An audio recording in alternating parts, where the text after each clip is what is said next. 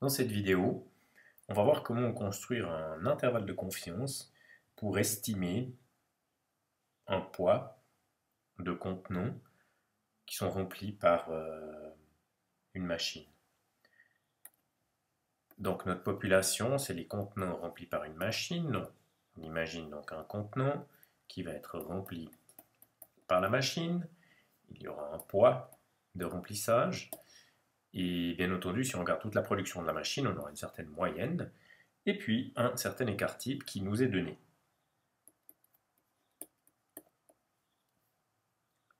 On sait que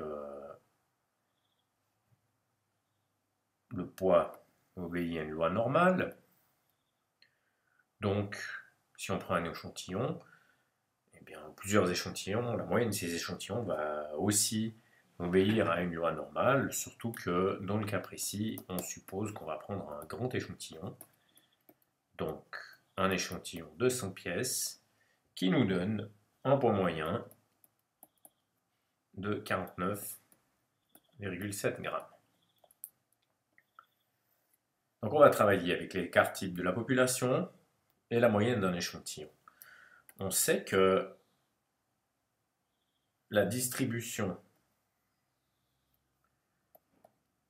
des moyennes de tous les échantillons suit une loi normale et que ici, la moyenne qu'on a à disposition, c'est la moyenne de notre échantillon qui va nous permettre d'estimer où se trouve la moyenne de la population à un facteur d'erreur près.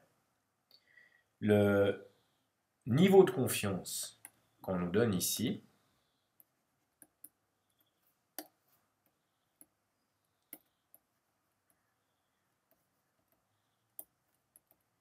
est de 95%. Ça signifie que notre intervalle de confiance va être construit de manière à ce que les deux zones assurées ensemble ici représentent 5%. Ça signifie que je vais mettre 2,5% ici à gauche et 2,5% ici à droite. Je veux donc un intervalle de confiance au niveau de confiance de 95%, ici au milieu, dans la zone qui me reste, j'ai 95% de chance d'avoir la moyenne de ma population. Il n'y a que 5% de chance que la moyenne de ma population soit à l'extérieur, ici, des deux barres verticales. Pour trouver maintenant la cote Z de cette barre-là et la cote Z de celle-ci, qui sont bien entendu symétriques relativement à la moyenne, je dois passer à la loi normale centrée réduite. C'est-à-dire que je vais trouver sur ma table de la normale centrée réduite, je vais trouver la cote Z qui correspond à 2,5% ici, c'est-à-dire 97,5% ici. Et cette écriture-là, la probabilité que la variable Z prenne une valeur inférieure ici à la cote Z donnée, eh bien, elle va être égale à 97,5%. Cette information-là me donne une cote Z de 1,96.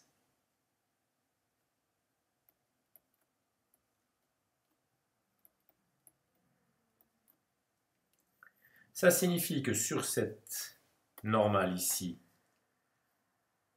de moyenne 49,7, je vais me retrouver à poser ces barres jaunes à 1,96 écart type vers la droite et 1,96 écart type vers la gauche.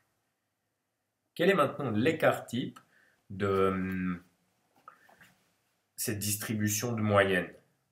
Bien, l'écart type est calculé à l'aide de l'écart type de la population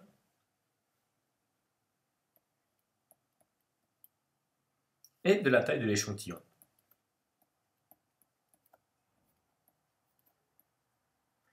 Ici, nous supposons que la population de contenants remplis par la machine est suffisamment grande pour qu'il n'y ait pas de facteur de correction à ajouter.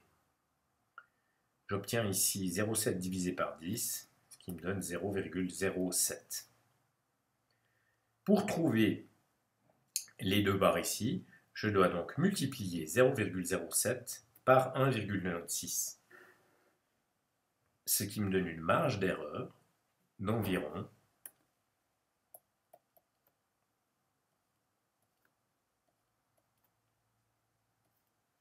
0,14. La marge d'erreur qui est ici est la même que la marge d'erreur qui est ici. Donc c'est la distance maximale de la moyenne de l'échantillon à laquelle je me trouve, dans 95% des cas. Alors calculons E. Donc E vaut l'écart type. L'écart type donc qui correspond à la distribution normale des moyennes fois la cote Z correspondant à mon niveau de confiance ici.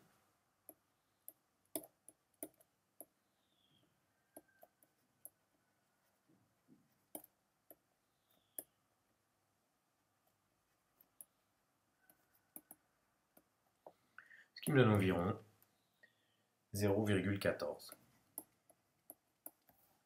Donc, si je récapitule, j'ai ma normale ici, avec au centre 49,7 qui est la moyenne de mon échantillon, et puis je dois ajouter et enlever 0,14, ce qui va me donner des valeurs environ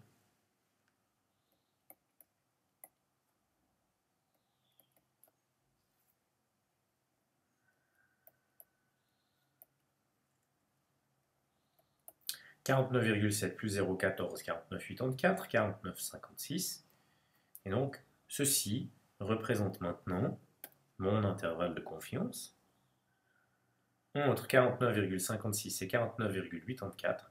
Je suis certain de trouver la moyenne de la population dans 95% des cas.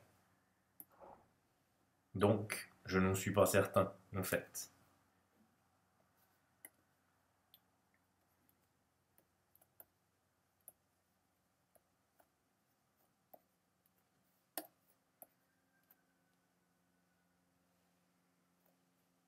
Donc si je récapitule ça en termes de l'énoncé du problème, la moyenne des poids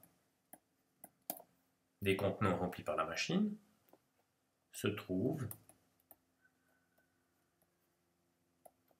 dans l'intervalle 49,56, 49,84 grammes dans 95% des cas. Dans 5% des cas, elle est à l'extérieur.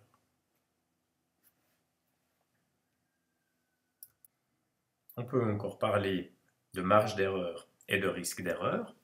Si je suis dans le vrai dans 95% des cas, ça signifie que le risque d'erreur vaut 5%.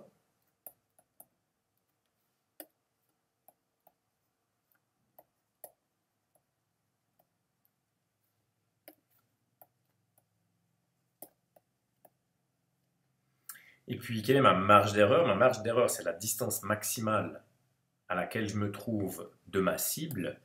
Ma cible, le centre de ma cible, entre guillemets, c'est la moyenne de mon échantillon. Et je me trouve à une distance maximale de E, ici, qui est égale environ à 0,14. Donc la marge d'erreur